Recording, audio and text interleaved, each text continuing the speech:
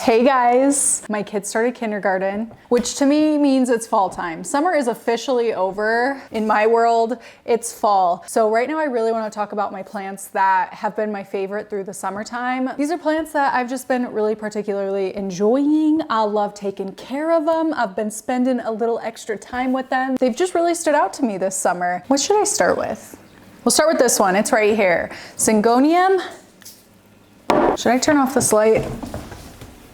I think that's better for plant as far as plant viewage goes. Syngonium lanceleaf. This is a plant I've always really enjoyed, but a couple of months ago, I found a much better spot in my home for it. So I'm able to enjoy it all the time. And yeah, I just am obsessed with this plant. It went through quite the intense repot this summer, but it still is just growing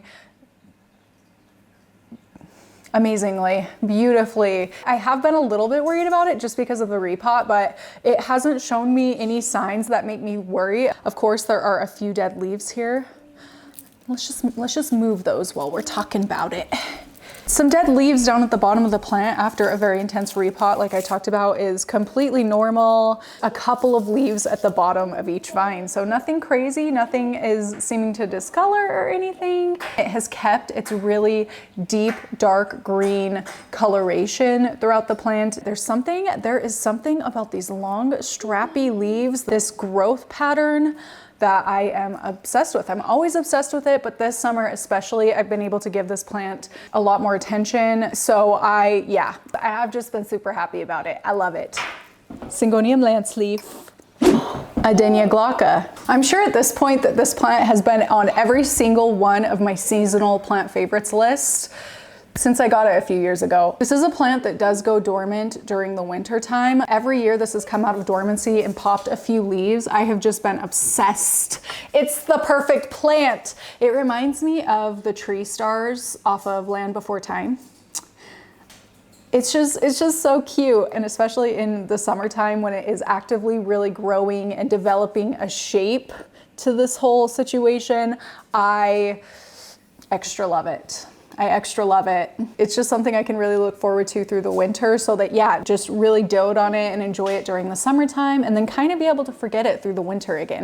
Me and this plant have a really nice system. I did have to repot it, which I think maybe has started off its dormancy period a little bit early this year. I'm just extra trying to soak it in while I can. I really love this plant. It has changed so much from when I got it until now. I'll throw up the earliest photo I have of it to now. Oh, this plant brings me a lot of joy, and it's one I know I'm going to keep super long term. I will never ever get rid of this one. So fun, so cute. So, Adenia glauca.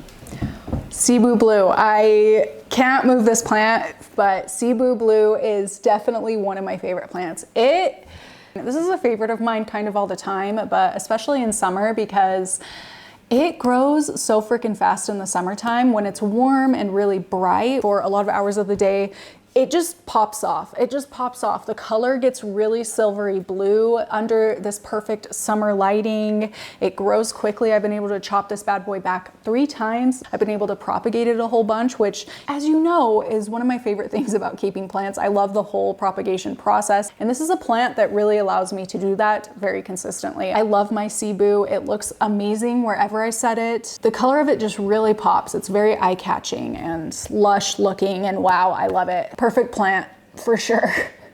Epipremnum amplyssimum silver streak. Again with the long strappy leaves. Something about me, if a plant has button leaves or really long strappy leaves, it's to me. That's definitely the case for this one. This is a plant that previously I kind of neglected before I downsized my collection and got things back in my control. I'm really able to fully enjoy this plant again. I love the growth pattern of it. I love the overall look of this plant. This has really unique and cool silver coloration. It kind of like feathers down each side of the leaf. I potted it beginning of summer into this orb planter. I love this little combination, and I have been very much enjoying this plant this summer. So definitely had to be one of my favorite plants for sure. I mean, would you look at that? It looks like a sculpture or something. Wow.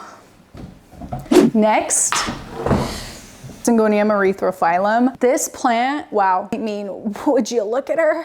This is one that grows very slowly in the winter, okay? Very, very slowly. It kind of dies back and gets a little bald up toward the top. Come summertime, it really bulks up and pushes fresh growth pretty quickly in terms of how the plant usually grows. So every year this time of year, I'm like, yes. The super dark, almost black leaves, they have this kind of like oily look to them, kind of a faint blue sheen. And this is a plant that, in my opinion, looks just as good. You know how recently in this plant display videos, I talked about how plants don't look as good from the back? Well, this is an exception because the undersides of this plant are deep, dark, reddish, purplish. It's so pretty. Super stark contrast to the darkness of the leaves. And yeah, I just love it. This one has a very long vine, so I'm gonna be chopping that long vine back here soon and propagating it, which I'm super excited about. This is a plant I love to propagate, although I don't get to do it as often because it just doesn't grow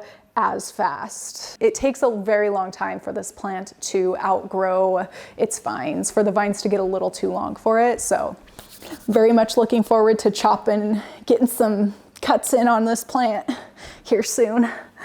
Ooh. Okay, next, this is Hoya Siam Ruby. Another case of I really ignored this plant in my large collection, but it's one I've kept over all of my purges and downsizing. And now that I have the time for it, it's a plant I really super enjoy. It's kind of leaning. I need to adjust its wire. But yeah, like since I've been giving this plant the time it really deserves, the maintenance it needs, it's grown so much and I'm really enjoying keeping this one. And yeah, this summer is the first summer that I've really taken the time to enjoy this one, as crappy as that sounds.